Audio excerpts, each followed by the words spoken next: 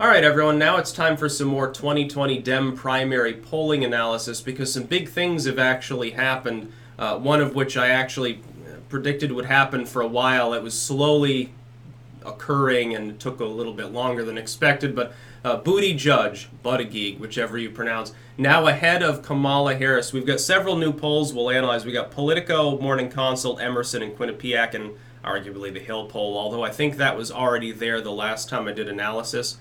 I think. I'm not 100% sure. The big takeaway right now, link in the description of this video to RCP. Keep in mind, if you watch this video like a week from now, it'll no longer be valid. You have to look at the polling that's there. It live updates that link, so no problems. What I see here is Joe Biden is in a little bit of trouble, although the aggregate, overall, he's still at 29. The aggregate isn't really lowering that much. What you've got is a couple of recent polls put him at 25, which is considerably lower than he's been at. In fact, it's down, closer to some of Warren's upper numbers. What we do have for the first time now is that we have several numbers for Warren that are ahead of his low to mid numbers, which shows that the movement for him is negative. There can no longer be any debate Biden is in a slump. Here's the thing, though. Part of that, I think, it has nothing to do with anything more than his lack of coherency.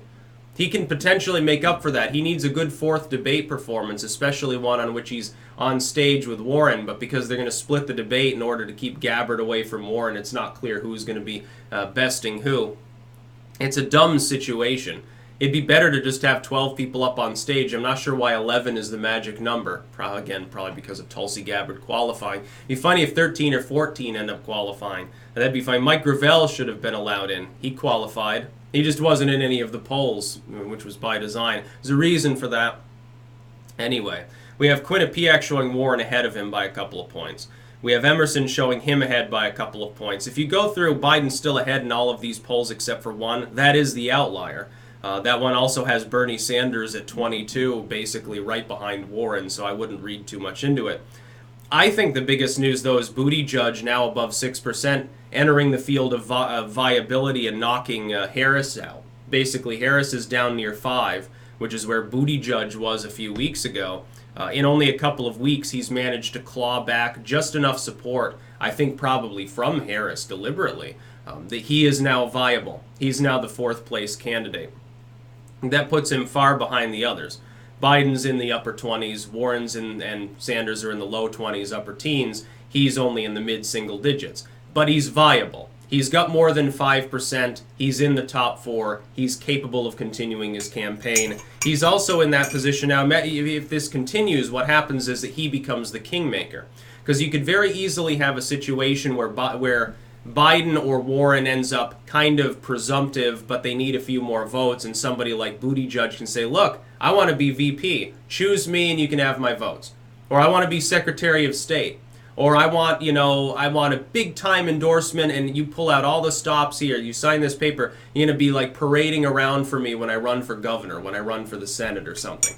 He can do that. He'd probably do fairly well, too. He strikes me as the sort of person who would be more likely to be better as a state level, like a governor or something like that, something that's more local or state level but high level there. He doesn't strike me as the kind of person who has the specific temperament for national politics.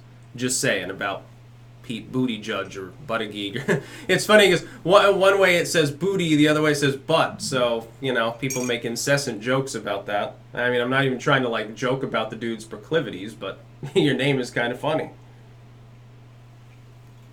I think Biden's more into that anyway. Weird shit that is. Him and maybe Harris, Willie Brown aside. Apparently that had nothing to do with trying to get a job, by the way. It's just she happened to screw Willie Brown. Nothing else really here is moving. That same Emerson poll, by the way, has Yang at 8. That's called an outlier. Everything else has him at 2 or 3. That's the one to ignore. By the way, if we strike out the Emerson poll on here, it's actually not great because that has Biden ahead by a couple of points, so he'd be sad about that. I have a feeling maybe that was one of those polls where they don't have an other or undecided option, or maybe it did, and that's why the numbers are screwy. Looking, though, at the numbers as they are, Biden has a slight slump. Warren is inclining. It's clear. In the latest polls, she's above 20 in all of them. She had been riding in the mid-teens to about 20.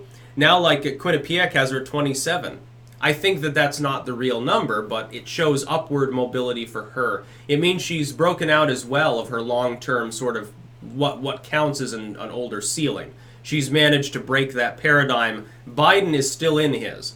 He hasn't even come close to hitting his long-term floor, which is in the mid-20s. Even if he does, it's not clear that Warren's numbers, even now, would hit his long-term floor. She might still be behind him. But if she goes in and wins Iowa by a significant enough margin, and Biden doesn't grab New Hampshire because Bernie Sanders is still relevant, at that point Biden loses enough steam so that she might hope that she gets either South Carolina or Nevada, goes before the nation, says, look, I got 2 out of the first 4, Sanders is a socialist, what are you going to do? Fucking vote for me. Super Tuesday, Sanders grabs Vermont and she sweeps everything else potentially. Biden maybe grabs a few states up. At that point, it looks more like you're going to get Elizabeth Warren as the nominee with a contested convention where somebody like Buttigieg or even Sanders ends up kingmaker, or in her case, queenmaker. It'd be very funny. I don't think that the average American wants the first female president to be someone who's lied about her ethnicity for half a century, but that's just me. That's just my opinion, for what it's worth. I guess the DNC thinks differently. The problem is that the way the DNC has structured things to be representative system as far as delegates go, instead of having some state, like the Republicans, some of their states are winner take all, some of them are winner take some of them are proportional. I believe the Democrats have moved to a fully proportional system. The problem is that could prolong things to the end between candidate A and candidate B that are close to one another, whereas under the Republican system somebody would have knocked another person out already in the earlier states. The Democrats almost favor a packed field right to the bitter end, and therefore more chaos in the system that they've designed. So yeah, right now I would still favor Biden over Warren, but it's an increasingly small gap. It's a decreasing sum total. Before, like a month ago, I would have said, well, it's like basically 80-90% chance of Biden. Now it's like maybe a 60% chance of Biden, and Warren has quickly risen up. She was always one of those that was potentially viable. I don't think she can win in the general. I think that she's got too much baggage. Her past of being, basically a moderate, very neoliberal Democrat, and then suddenly seeing the light and becoming a progressive, I don't think speaks well. The Cherokee incident, that wouldn't be good. And then also the Green New Deal, that'll bite her in the ass. And the fact that she's, not that great a speaker. She's not that good. She sounds scripted even when she's trying to speak off the cuff. That's not a good thing. That's not a skill. It's a skill if you're talking to your freshman class. It's a skill if you're selling used cars. It's not a skill if you truly want to be a good speaker. It's not going to help her. Joe Biden arguably is a better speaker, or would be if it weren't for his dementia. He's not that bad. I mean, he just gets incoherent, starts mumbling some of the time. It'd be funny to see them in a head-to-head. Imagine everyone else drops out and it's just Biden and Warren beating on each other. That'd be funny. That's about all. Peace out.